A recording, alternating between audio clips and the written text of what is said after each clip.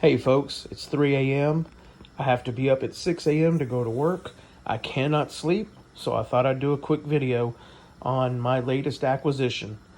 Now, I've had some really high-end guitars. I've had a Paul Reed Smith single cut, which is the Paul Reed Smith version of a Les Paul. I've had an actual 76 Les Paul custom.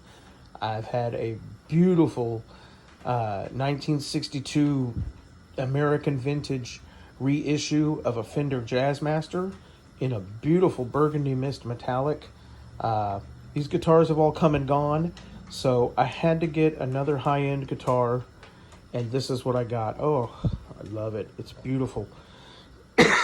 So what is this guitar? Well, for those of you who don't know, this is a Fender Stratocaster, but this is the Eric Johnson model. This isn't just some off-the-rack plain old Stratocaster. This is a very high-end guitar. They sell for around $2,200 to $2,500 online. And this one is a beautiful shade. I bought this mostly because of the paint. I love the paint. It is called Tropical Turquoise. It's very, very close, very similar to the 1960s Fender custom color called Daphne Blue. This is very close to it, but it's a little bit more greener. So anyway, this guitar was built in 2010. So this guitar is already 12 years old. Eric Johnson, he voiced these pickups. This one is supposed to sound like a 54 Strat. These, I think, are supposed to be 62 Stratocaster. The difference, of course, is the magnets inside them are slightly different. This one is hotter. This one puts out a little bit more sound. It's a little bit louder.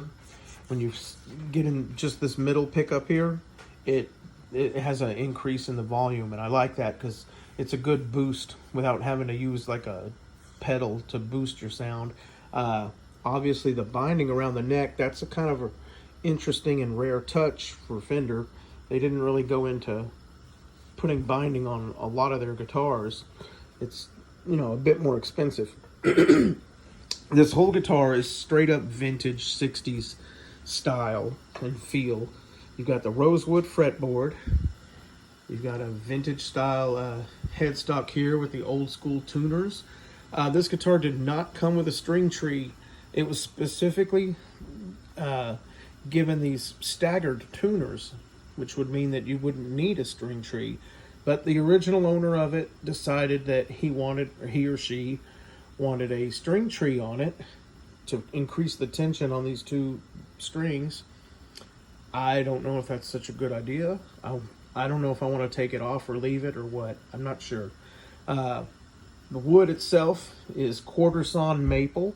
There is a difference between how they normally cut a maple neck for a guitar and how they do this quarter sawn cut.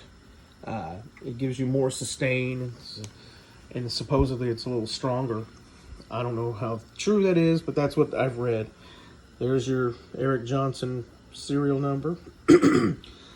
And what I really love about this guitar, I am a sucker for what's called thin skin guitars.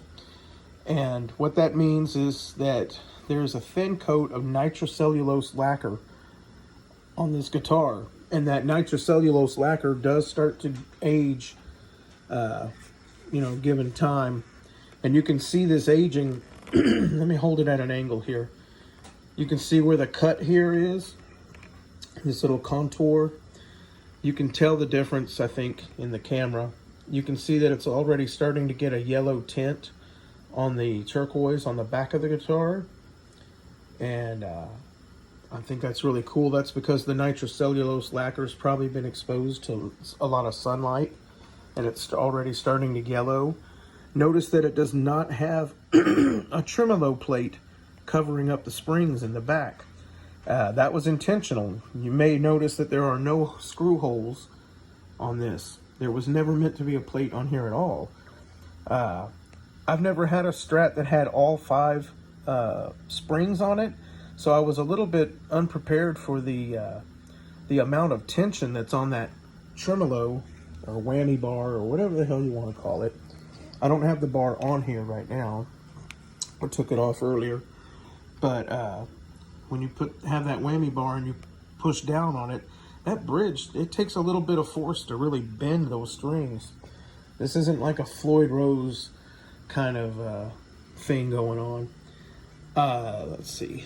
As far as damage to it, I have not seen any chips except for one small chip right there. And that's it. This guitar is incredibly clean. And of course, before I even got the guitar, I've got a strap that I felt matched it. The strap is from Couch. If you don't know Couch guitar straps, well, you're missing out, because they make an incredible strap.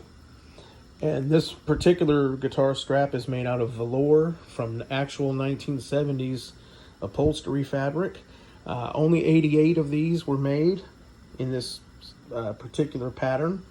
So it's a limited edition strap for a limited edition guitar. And I love it. I think it is absolutely gorgeous. And these pickups are incredible. The only problem I have with this guitar is the intonation on these saddles.